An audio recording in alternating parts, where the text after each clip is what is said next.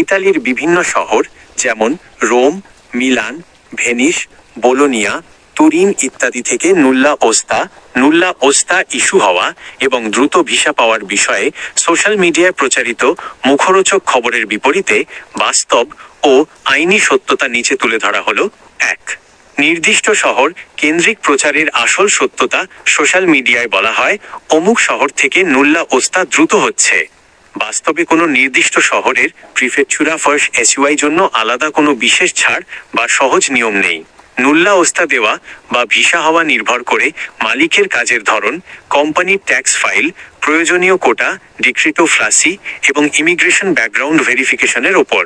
ভুয়া এজেন্সি বা দালালরা গ্রাহক আকর্ষণের জন্য ভিন্ন ভিন্ন শহরের নাম ব্যবহার করে সহজ ভিসা বা দ্রুত প্রসেসিংয়ের দাবি করে থাকে।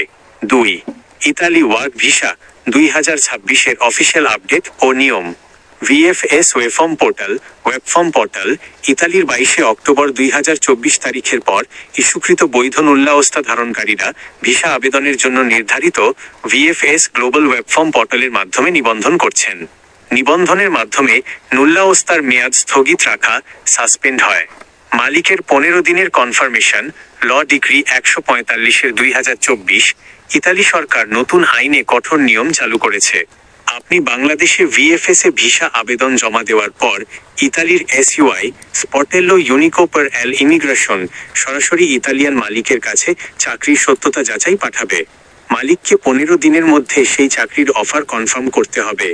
মালিক কনফার্ম না করলে আবেদন বাতিল হয়ে যাবে। 22 অক্টোবর 2024-এর আগের নুল্লা ওস্তা, পুরনো নুল্লা ওস্তাগুলো ইতালি স্বরাষ্ট্র মন্ত্রণালয় ও ইমিগ্রেশন অথরিটি কর্তৃক বিশেষ যাচাই বাছাইয়ের ভেরিফিকেশন মধ্যে রয়েছে। ৩. আবেদনকারীদের জন্য বিশেষ সতর্কতা। 100% গ্যারান্টি বা দ্রুত ভিসা প্রসেসের ফাঁদ।